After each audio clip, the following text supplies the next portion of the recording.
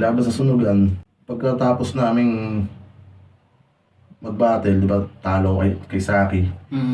All goods kami ni Saki. All goods. Ang pinaka hindi ko gustong na nangyari nun, yung pagkababa namin, pagkahiwalay namin ni Saki. Sa stage.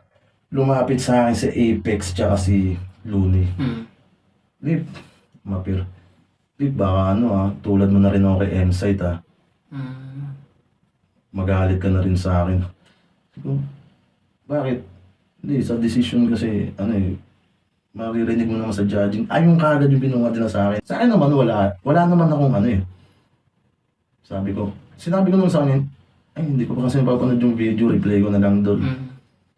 Kasi Apex, nagpapaliwanag na sa akin. Dalawa sila nagpapaliwanag sa akin. Pero okay yung battle, maganda yung laban niya.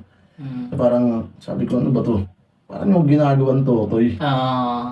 Parang, syempre ako, parang, ano ba meron? May agenda ba kayo? Bakit? Kumbaga may ginagamot ba kagad kayong sugat?